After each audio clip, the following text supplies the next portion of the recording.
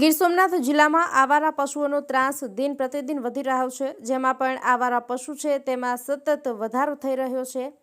વેરાવળ શહેર હોય કે પછી હાઈવે કે પછી ગામડાઓ, તમામ જગ્યાએ પર રખડતા પશુઓ અડ્ડો જમાવી બેઠા છે।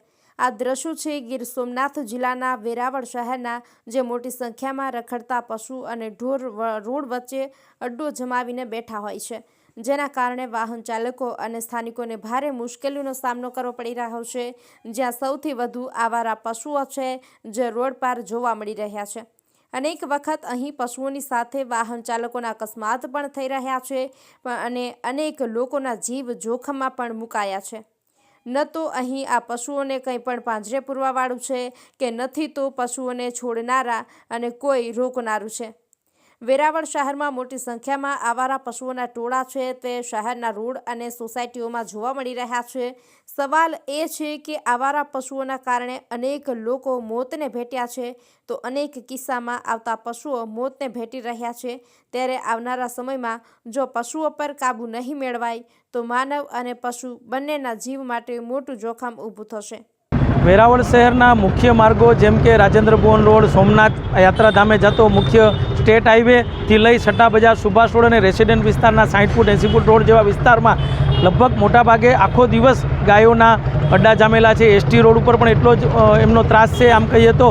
અને મેન મુખ્ય માર્ગો ઉપર પણ અંદાજિત વેરાવળ શહેરના જે માલિકોની ગાય કહેવાય છે, એ ગાય કે જે પોતે દૂધ લણી અને વહેલી સવારે છૂટી મેલી દે છે અને સાંજે પાછી એ ગાય છે એના નિયમ મુજબ તેના આંગણે પાછી આવી જાય છે।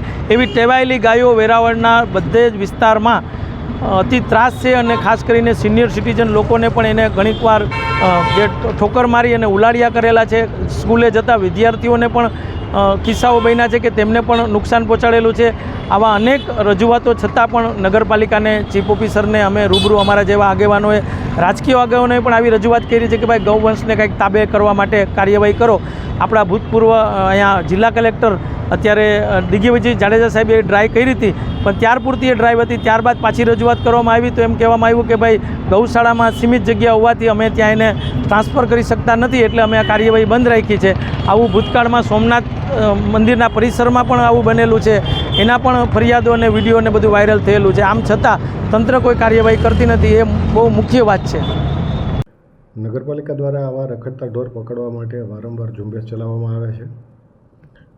આ વર્ષની વાત કરીએ તો લગભગ 1200 કરતાં વધારે રખડતી ગાયો પકડી અને પાંજરાપોળમાં એવી સંસ્થાઓમાં મોકલી છે।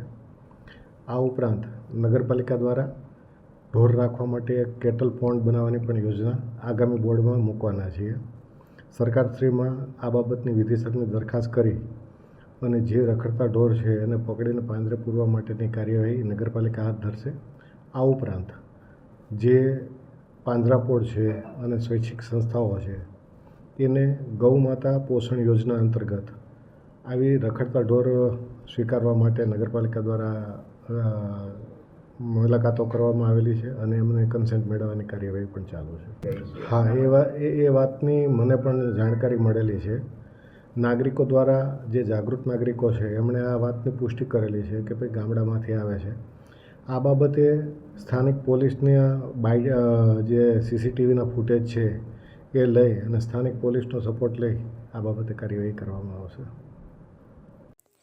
અહેવાલ પરાગ સંગતાણી, લોકાર્પણ।